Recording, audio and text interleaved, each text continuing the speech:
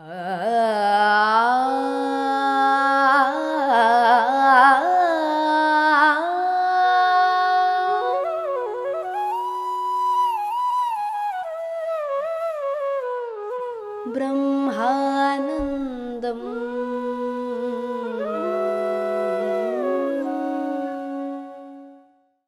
नमस्कार दोस्तों, ब्रह्मानंदम शो में एक बार आपका फिर स्वागत है।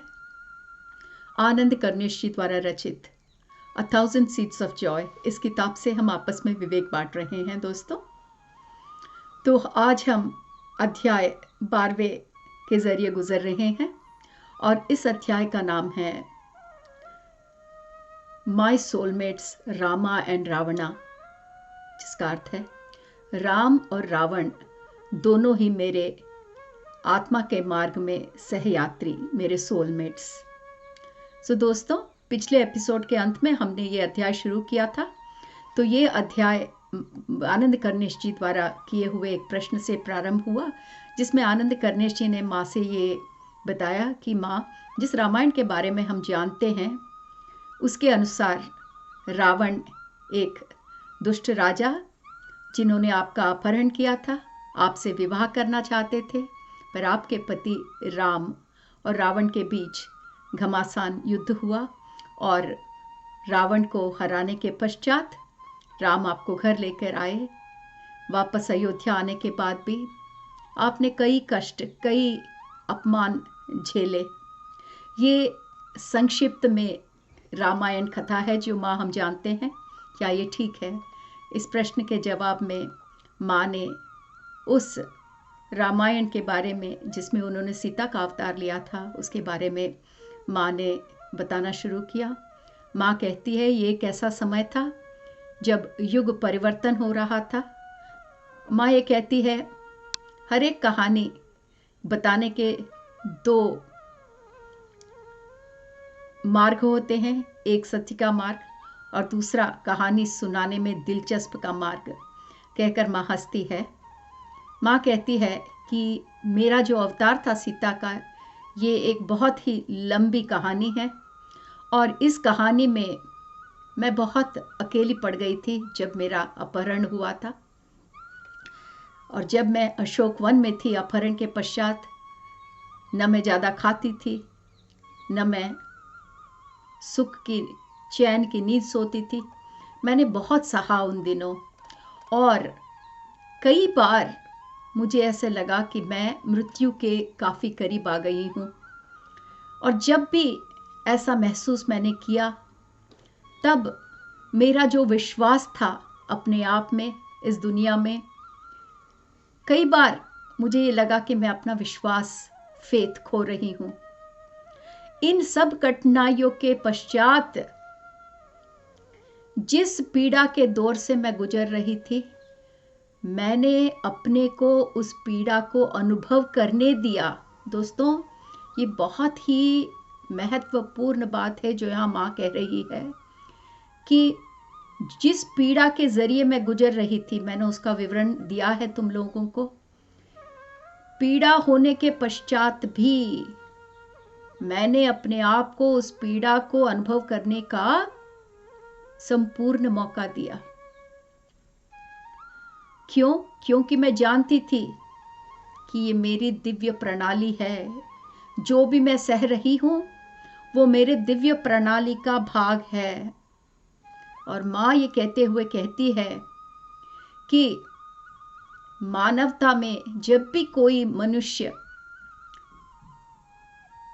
सौरों यानी कि दुख की गहराइयों के जरिए गुजरता है, तो ये बात बहुत महत्वपूर्ण जानने की है कि उसके पीछे उस पीड़ा झेलने का मकसद है। तो माँ कहती है ये जानते हुए मैंने उस पीड़ा को अनुभव करने का संपूर्ण मौका अपने आप को दिया। माँ कहती है कि उस अवतार में जितने भी कष्ट मैंने झेले, जितने दुख की गहराइयों में मैं गई, पर अंत में मैं उन सब दुख की गहराइयों से बाहर आई, क्योंकि मेरे जितने भी गाइड्स थे, मेरे जितने भी पूर्वज थे, उन्होंने सब ने मुझे ये प्रेरणा दी कि जिस दुख को मैं देख रही हूँ और उसे नहीं समझ पा रही हूँ, उस सब के पीछे एक बहुत बड़ा मकसद है। और जब भी मेरे गाइड्स, मेरे मास्टर्स मुझे समय समय पर आकर ये बात याद दिलाते थे, तो मैं उन दुख की गहराइयों से ऊपर उभर के आती थी। और इसी तरह मैंने अपने आप को रोशनी की तरफ बढ़ाने की कोशिश की। अन्यथा जिस कष्ट का मैं अनुभव कर रही थी, कई बार वो मुझे मृत्यु के मुख तक ले जाता था। इन सब के पश्चात मैंने उन सभी पीड़ा को संपूर्ण रूप से अनुभव किया, अपने आप को अवसर दिया उसे अनुभव करने का। दोस्तों, यहाँ जो माँ कह रही है, ये एक बहुत ही महत्वपूर्ण बात है जिस पर हमें गौर करना चाहिए। अगर हम अपने जीवन की तरफ देखें तो कई बार दोस्तों, जब हमारी जिंदगी में कठिनाइयाँ आती हैं तो हम क्या करते हैं? हम उस कठिनाइयों से भागने की कोशिश करते हैं। परिस्थितियां शायद ही नहीं बदले, भौतिक रूप से हम उस परिस्थितियों को नहीं बदल पाते, पर फिर भी मानसिक रूप से हम अपने आप को उन परिस्थितियों से हर रूप से दूर रखने की कोशिश करते हैं, उन अनुभवों को संपूर्ण रूप से अनुभव नहीं करते। तो क्या होता है दोस्तों उसके कारण? जैसा कि माँ यहाँ कह रही है कि जो भी परिस्थितियों से हम गुजर रहे हैं, चाहे उसको हम पीड़ा का नाम दें, चाहे सुख का नाम दें, सारी परिस्थितियां हमें उस अनुभव को प्राप्त करा रही हैं, जिसको प्राप्त करने के लिए हमने अपनी जीवन प्रणाली का इस जन्म में लिखा है। अगर हम उस अनुभव को प्राप्त नहीं करेंगे तो वही परिस्थितियां हमें कोई ना कोई रूप से बार बार हमारे सामने आकर खड़ी हो जाएंगी। तो यहाँ माँ का ये कहने का मकसद है कि जिस परिस्थितियों से मैं गुजर रही थी, क्योंकि मेरा भी मानव का जन्म था, मैंने सारे दुख सहे। कई बार दुख झेलना भी मुश्किल हो जाता था, मैं अपने आप को मृत्यु के करीब समीप पाती थी, पर फिर भी ये जानते हुए कि ये सब एक दिव्य प्रणाली का भाग है, मैं अपने आप को उन अनुभवों से गुजरते हुए अपने आप को उन पीड़ा से बाहर लाती थी। तो यहाँ पर आनंद करनेश जी माँ से पूछ रहे हैं कि आपने इतनी पीड़ा सही माँ इस अवतार में, उसका क्या मकसद था? आप कह रहे हैं कि आपके पूर्वजों ने, आपके गाइड्स ने हर बार आपको ये बताया कि जो भी दुख आप झेल रहे हो, आप उसके पीछे का मकसद नहीं समझ पा रहे हो, आप दुखी हो जा रहे हो, दुख के सागर में डूब जा रहे हो, पर इसके पीछे एक बहुत बड़ा मकसद है। तो यहाँ आनंद करनेश जी माँ से पूछ रहे हैं कि आपने जो भी कुछ दुख झेले, जो भी पीड़ा के जरिए आप गुजरे, उसके पीछे क्या मकसद था? माँ कहती है कि बेटा, जैसे कि मैंने पहले ही बताया कि जो आत्मा है उसकी एक ही ख्वाहिश है कि वो सब कुछ जान सके। इसीलिए आत्मा मनुष्य का अवतार लेती है, एक बार नहीं कई बार, क्योंकि एक जन्म में आत्मा सब कुछ नहीं जान पाती, एक मानव जन्म में आत्मा सब कुछ नहीं सीख पाती। इसीलिए आत्मा बार बार मानव जन्म को लेती है, ताकि उस मानव शरीर के जरिए जो ख्वाहिश आत्मा रखती है कि वो सब जान सके, इन जन्मों के जरिए वो सब जान लेती है। माँ कहती है कि अगर जिंदगी में कॉन्ट्रास्ट नहीं है, तो दोस्तों कॉन्ट्रास्ट का मतलब है द्वंद्वता। इसके पहले भी हमने ये द्वंद्वता के बारे में हमने सुना था कि द्वंद्वता को जाने बिना जिंदगी में कोई ग्रोथ नहीं है, कोई डेवलपमेंट नहीं है। अगर आपकी ज़िंदगी बिल्कुल समान रूप से, समतल रूप से, कोई बिना एक्सपीरियंसेस के अगर आप अपनी ज़िंदगी को आगे बढ़ा रहे हो, तो आप क्या सीखोगे बताइए। अगर रोज़ सुबह आप उठते हो, ब्रेकफास्ट करते हो, बाहर जाते हो, फिर वापस आते हो, आपकी ज़िंदगी में अगर कोई बदलाव नहीं है, हर दिन पिछले दिन जैसा है, तो आप क्या सीख रहे हो? कुछ नहीं। तो माँ कहती है कि जो ज़िंदगी का जो उतार चढ़ाव है, वो ही हमारा कॉन्ट्रास्ट है, द्वंद्वता है, जिसके जरिए हमारी आत्मा आगे बढ़ती है और सीखती है। इसी तरह सीता का ये मेरा जो अवतार था, उस अवतार में मैंने जो कुछ भी सहा, वो मेरे लिए, मेरे आत्मा के लिए अनुभव था, जो मेरे आत्मा को आवश्यक था। उस अवतार में मुझे सब कष्ट को झेलते हुए, उन्हें अनुभव करते हुए आगे बढ़ना था। माँ कहती है वो एक ऐसा समय था, जो माँ ने पहले भी बताया था, जब युग बदल रहा था। माँ हमें ये बताती है कि आज पृथ्वी पर बिल्कुल वही समय के दौर से हम गुजर रहे हैं, जिस दौर से युग परिवर्तन का समय था सीता माँ के अवतार में। माँ कहती है आज धरती पर बिल्कुल वैसा ही समय, युग परिवर्तन जैसा ही समय चल रहा है। तो माँ कहती है कि प्रकृति का ये जो सहज चक्र है, उसकी ये सहजता है कि जब चक्र में समय आगे बढ़ता है, तो ऐसे समय बार बार आते हैं। एक ऐसा समय उस समय था जब सीता माँ ने अवतार लिया, और आज इस धरती पर लगभग ऐसा ही समय चल रहा है। दोस्तों, अब आप समझ सकोगे, जैसा मैंने पहले भी बताया था कि हमने काफ़ी जगह अंग्रेजी में ये बात सुनी है कि there is a great shift happening on our planet earth at the moment, यानी कि इस समय हमारे धरती पर एक महान परिवर्तन हो रहा है, और वो महान परिवर्तन यही है जो माँ बता रही है। एक ऐसा ही परिवर्तन सीता माँ के अवतार के समय भी युग में हुआ था। तो माँ कहती है इस समय पर जो समय अब गुजर रहा है, जो बिल्कुल सीता माँ के अवतार के समय के लगभग एक जैसा है, इस समय पर जो आत्माएं स्वर्ग लोक में रहती हैं, हेवनली रेल्म्स, इसका मतलब स्वर्ग लोक। पर स्वर्ग लोक का मतलब क्या है दोस्तों? वो ऐसे लोक हैं जहाँ प्रकंपन बहुत उच्च रहता है, कांति लोक।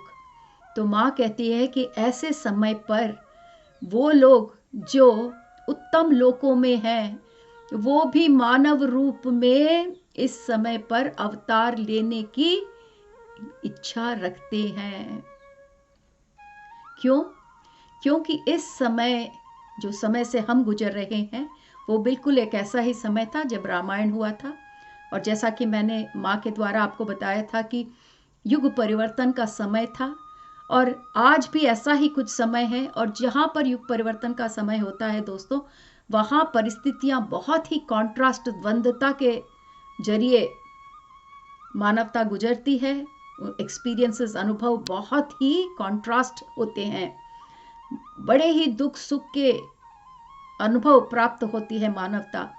और ऐसे अनुभव के लिए काफ़ी ओल्ड सोल्स, मतलब जैसा हम पहले भी जानते हैं दोस्तों कि आत्माएं अपनी यात्रा में इन्फेंट सोल्स, एडल्ट सोल्स और वृद्ध souls, old souls. Old souls वो होते हैं जिन्होंने ये आत्म यात्रा में काफ़ी आगे बढ़ चुके हैं। अब वो अपने आत्म यात्रा के इस यात्रा में बिल्कुल अंतिम स्थिति में है। तो ऐसे वृद्ध आत्माएं जो कांति लोक में हैं, वो भी ऐसे समय पर पृथ्वी पर अवतार लेने की आकांक्षा रखते हैं, क्योंकि इस समय पर पृथ्वी पर काफ़ी द्वंद्वता से गुजरने का मौका उन्हें प्राप्त होता है। और द्वंद्वता से गुजरने की ख्वाहिश उनको क्यों है दोस्तों? इसीलिए कि इस द्वंद्वता के कारण ऐसे अनुभव आत्मा को प्राप्त होते हैं जो सामान्य रूप से इस उच्चतम लोकों में प्राप्त नहीं हो सकते। तो इस पर माँ आनंद कर्णेश जी माँ से ये प्रश्न पूछ रहे हैं कि माँ, क्या ये ही कारण था कि राम जी ने आपको ढूंढने में, श्रीलंका या लंका में ढूंढने में आप इतनी देर लगाई, आप तक पहुंचकर आपको बचाने में? इसका मतलब, उनके प्रश्न का मतलब ये है कि जिस मकसद से आपने जन्म लिया था, जिन द्वंद्वता को अनुभव करने के लिए आपने जन्म लिया था, आपको इनफ समय देने के लिए, क्या इसी वजह से राम ने इतने वर्ष लगाए आपको ढूंढने में और आपको बचाने में? तो इसका जवाब माँ बता रही हैं। बड़ा ही सुंदर जवाब है दोस्तों। माँ कहती है कि जब मेरा अपहरण हुआ और राम मुझे ढूंढने लगे, तो उन्होंने मेरे लिए कहाँ ढूंढा? बाहर की तरफ। बाहर मतलब हमारे दो तरफ होते हैं दोस्तों, एक अंतर यात्रा, एक बाह्य यात्रा। बाह्य यात्रा जो हमारे इस शरीर या आत्मा से बाहर है, वो सब बाह्य यात्रा। अंतर यात्रा जब हम अपने आप में यात्रा करने लगते हैं, वो अंतर यात्रा। तो यहाँ पर माँ कह रही है कि जो राम जी थे, उन्होंने जब सीता माँ को ढूंढने की कोशिश की तो कहाँ से शुरू किया? बाहर, अपने चारों ओर माँ के लिए ढूंढने लगे। और माँ को ढूंढने के लिए शक्ति की जरूरत थी, तो जो भी सेना बल या भौतिक बल जो भी था, बाहरी शक्ति को जुटाने में राम जी लगे हुए थे। जो भी वानर सेना बनाई उन्होंने, अपने फौज की सेना बनाई, सब तरफ सीता जी के लिए उन्होंने लोगों को दौड़ाए। ये सब बाहर की यात्रा है। बाहर भौतिक रूप से वो सीता मैया को ढूंढ रहे थे, इसीलिए उनको इतने साल लगे माँ तक पहुँचने में। तो दोस्तों, बाहर की यात्रा के बारे में माँ बता रही है कि सीता माँ को ढूंढने के लिए राम जी ने वो सभी प्रयत्न किए जो एक सामान्य मानव करता है, बाहर की यात्रा। और इसीलिए उन्हें इतने साल लगे माँ तक पहुँचने में, क्योंकि वो अपने अंदर नहीं देख रहे थे। सीता मैया उनके हृदय में थी।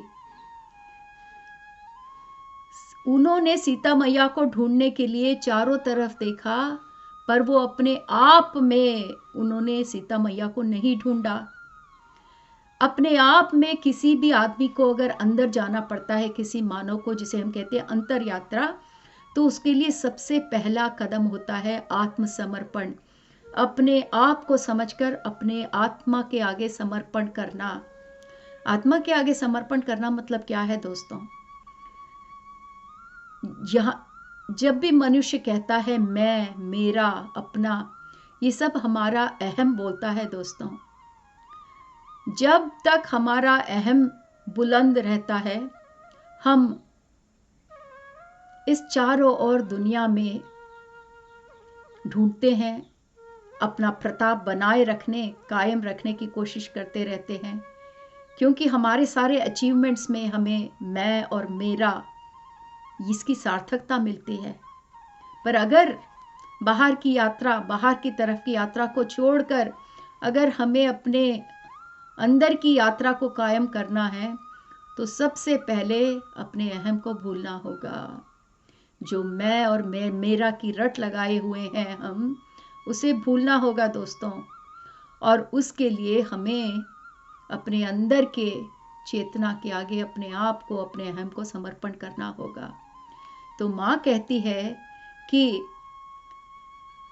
राम जी जब तक बाहर की तरफ देख रहे थे, उन्होंने अपने आत्मसमर्पण के बारे में नहीं सोचा, ना ही अपने अंतर यात्रा की तरफ सोचा। इसीलिए शुरू में काफी साल लग गए उन्हें बाहर की तरफ सीता मैया को ढूंढते हुए। उन्होंने, राम जी ने ये निश्चय किया था, जब वो सीता को बाहर ढूंढना उन्होंने शुरू किया, तो वो तैयार थे कि कितने भी साल लग जाए, मैं युद्ध करता ही रहूंगा, मैं ये छानबीन करता ही रहूंगा सीता मैया की तरह, सीता मैया के लिए। और वो ढूंढते ही रहे। जब चारों तरफ ढूंढ कर वो समझ गए कि कोई नतीजा नहीं निकल पा रहा, और जब वो समझ पाए कि अब मुझे बाहर की दुनिया में कुछ नहीं मिल रहा है, तो जैसे ही मनुष्य ये समझ जाता है कि वो अपने भौतिक सामर्थ्य से अब कुछ नहीं कर पाता, तो मनुष्य के आगे एक ही मार्ग, समर्पण का मार्ग सामने आता है। और राम जी के सामने भी वही मार्ग आया।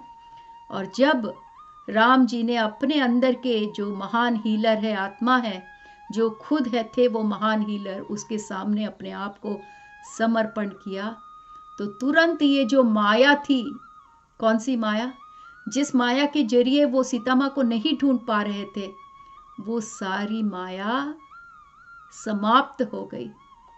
और जैसे ही उन्होंने अंतर यात्रा शुरू की, वो सीता के करीब आ सके। माँ कहती है कि ये जो युद्ध हम सुनते हैं, जो राम और रावण के बीच जो घमासान युद्ध के बारे में हम कहते हैं, असल में वो युद्ध श्री राम का अपने अंतर युद्ध था। तो जो युद्ध बाहर दिख रहा था वो अंतर युद्ध का रिफ्लेक्शन था। तो जब तक उन्होंने अपने आप में, अपने अंदर की तरफ समर्पण नहीं किया, वो अपने आप से लड़ते रहे, उसका प्रतिबिंब या उसका रिफ्लेक्शन क्या था, बाहर की तरफ जो भीषण युद्ध राम और रावण के बीच चल रहा था, वो उसी रूप में सामने दिख रहा था। क्योंकि एक तरफ राम जी की महानता और दूसरी तरफ रावण की दुष्टता। तो महानता और दुष्टता के बीच में जो बाहर युद्ध के रूप में दिख रहा था, वो राम जी का अंतर संघर्ष था। जब उन्होंने संघर्ष को छोड़कर अपने आप, अपने आत्मा के सामने समर्पण किया, तभी दोनों युद्ध समाप्त हो गए और वो सीता तक पहुंच पाए। माँ कहती है, मुझे भी ये ही पाठ सीखना पड़ा।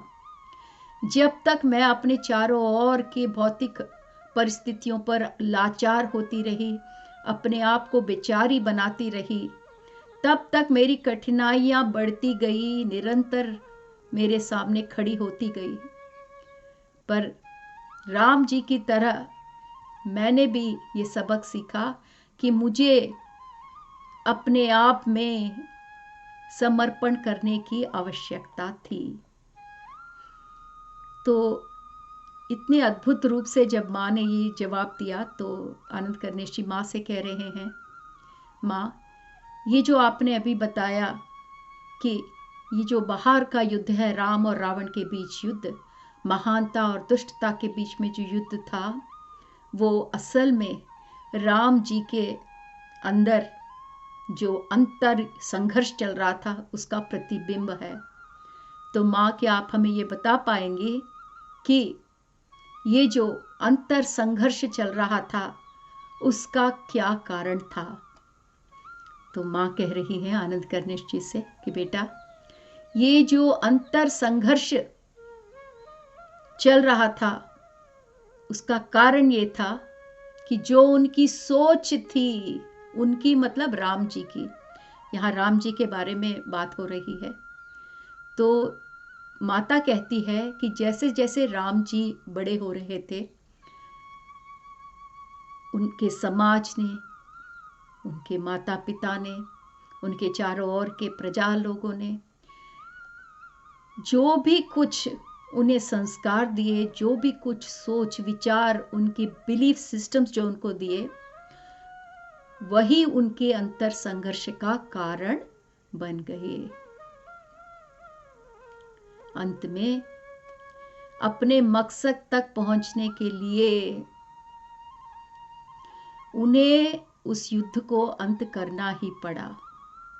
पर उस नतीजे तक पहुंचने तक उनकी सोच व्यवस्था के कारण, और ये सोच व्यवस्था के बारे में माँ बार बार कहती है कि हर एक के सोच विचार, उनकी सोच व्यवस्था, बिलीफ सिस्टम्स, वो जिस समाज में पलते हैं उसके द्वारा दी गई होती हैं। राम जी के उदाहरण में माँ कहती है, उनकी जो सौतेली माँ थी, उनके राम जी के लिए कुछ विचार थे, उन विचारों के प्रतिबिंब भी राम जी के साथ थे। माँ कहती है कि उनके सौतेली माँ ने उनके लिए जो भी आकांक्षाएं रखी, उसकी वजह से राम जी के मन में जो द्वंद्वता पैदा हुई, जो कॉन्फ्लिक्ट पैदा हुई, उस द्वंद्वता ने बाहरी रूप से संघर्ष का रूप लिया। तो दोस्तों, आज का एपिसोड हम यहाँ समाप्त करते हैं। अगले एपिसोड में हम यहाँ से आगे बढ़ेंगे। धन्यवाद।